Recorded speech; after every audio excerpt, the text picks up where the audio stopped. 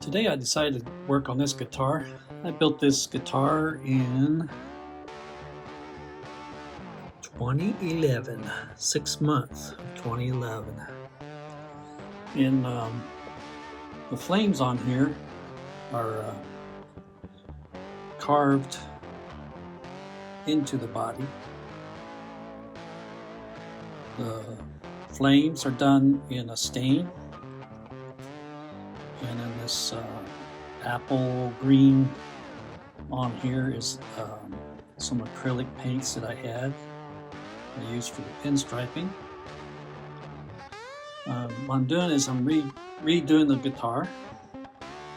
I'm upgrading the pickups in it, upgrading the tone and volume pots, and putting in a new switch. And I'm also going to replace these tuners. This guitar body is actually alder. It's a one piece alder body back in the day when you could buy one piece. And as you can tell, when I pulled that bridge off of there, it stuck to the body. So I'm going to be scraping this off. So I'm just going to reuse that bridge. And so what I'll do is I'll just go ahead and finish just scraping the paint off where that bridge rests there. And just go ahead and leave it bare wood. But anyway, the alder, back in that time, you could buy one piece alder bodies. I used to buy these 4 blanks at a time. And at that day and time, I think I was getting them for like $25 a piece. And it's about 4 of them. And the guy that was selling them, I think I got these out of Canada. I can't remember directly, but I think that's where these came from. And he was a long time, I bought wood from him for a long time. And he had to close up for family problems or something. I don't remember the reason. And so I lost contact with him. So anyway, back in that time, free shipping, all that stuff, that's a no-go these days. You don't get free shipping hardly at all anymore. But now this piece of alder is, the only thing you can buy is 2-piece alders, or sometimes 3 or 4 pieces, and they're over $100 now. Yeah, so I'm not going to buy it anymore. Anyway, so it's 1-piece alder, 2 inches thick. I built it in, like I said, in 2011 when I made this guitar. The neck I got from another eBay guy from years ago, from back in that time zone. This is a Starcaster neck. And I started using the Starcaster necks because I found out on the neck itself, they have a lot of extra wood back here. So this has been a recarved, reworked Starcaster neck. And nothing wrong with it. It's got a 12-inch radius on it. Has the medium jumbo frets in it. Has the mother pearl dot inlays in it. Has the old style Fender headstock on it. And the neck feels really, really good on it. It's got a rosewood fretboard on it, 2-way truss rod in it. And so that was a no-brainer back in those days. It was cheaper for me to buy these necks and rework them than to do anything else. So that's what I did. And I made a lot of guitars with these necks and never had a problem out of any of them. So anyway, I'm putting a noiseless, Tele noiseless in the neck. And I forget what the name of the other one is for the bridge. But anyway, it doesn't have a name on it, so I can't tell you what the name of it is. But it looks like it's pretty good quality. I tried it out before I took the guitar apart, and the main reason I took it apart was it was so noisy. It's always been a noisy guitar when I plugged it in, but I'm going to make it quiet. At least I hope so. And so I ripped out all the old wiring I used. Back in that day, I was using a lot of plastic coated wiring.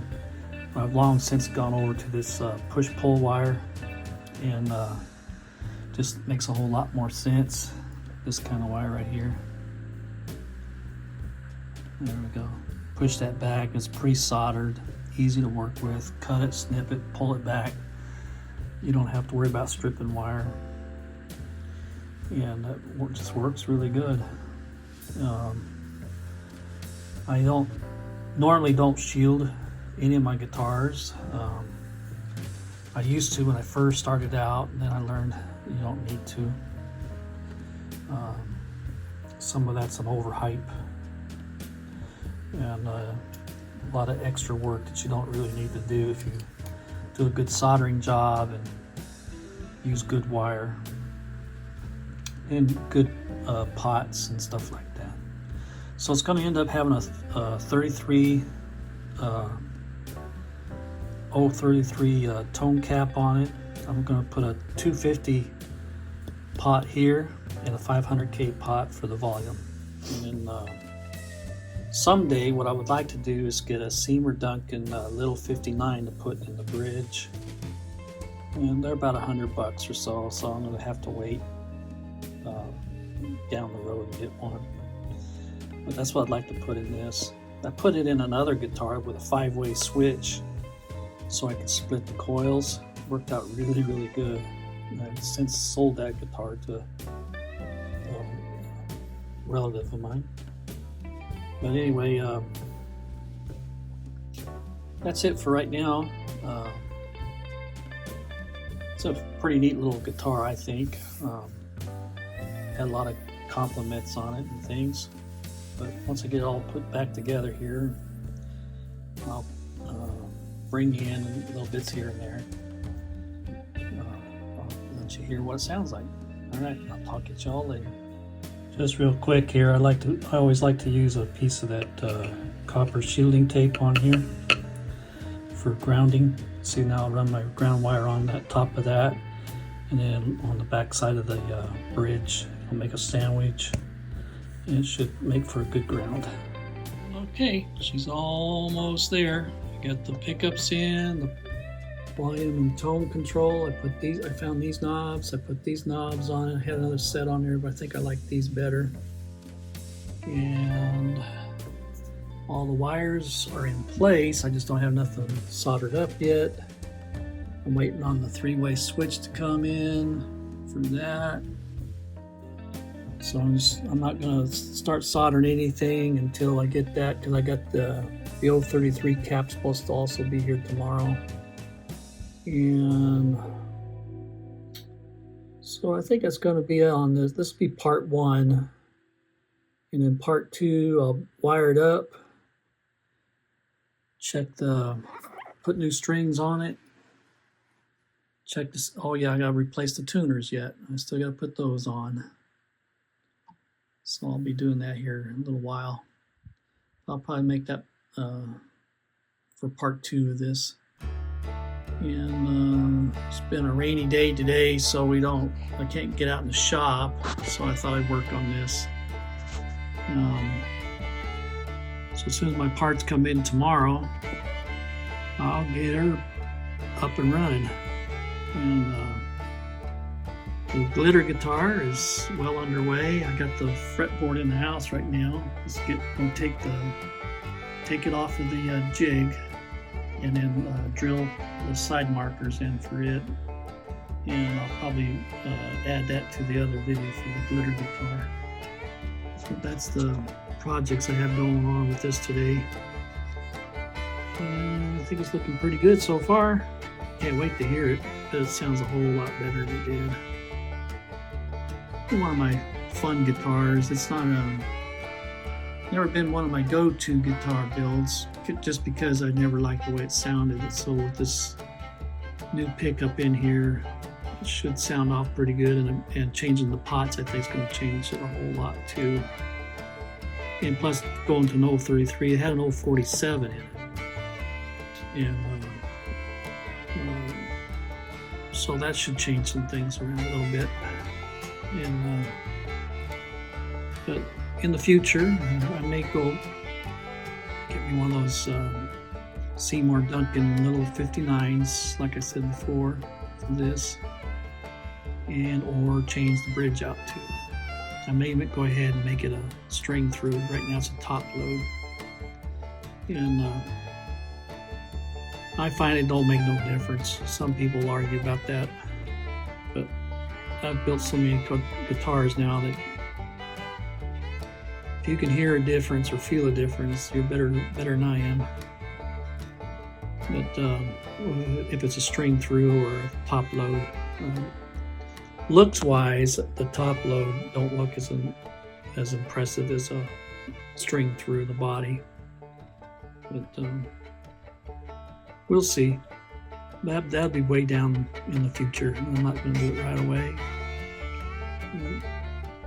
But these are just parts that I had like that. I had that sitting around, that noiseless pickup. And I have a new set of tuners that I acquired that are locking. So I'll put those on here in just a little while, like I said. But anyway, I think it's going to come out just fine. It has a little bit of wear and tear on it. I had let my granddaughter use it for a long time, and she brought it back 2 years ago, I guess. Finally brought it back to me. So it's been sitting in the case, and I was wanting something to do other than play on the computer, so I got it out, decided to plug it in, see where I was at with it, and I decided, heck, I'm just going to strip it down and start all over electronic-wise with it, hardware-wise. So anyway, all right, so again, this is part 1, and I'll make a part 2 after my parts come in and finish her up. And in part 2, I'll do a sound demo with this. All right, and I'll talk to you all later.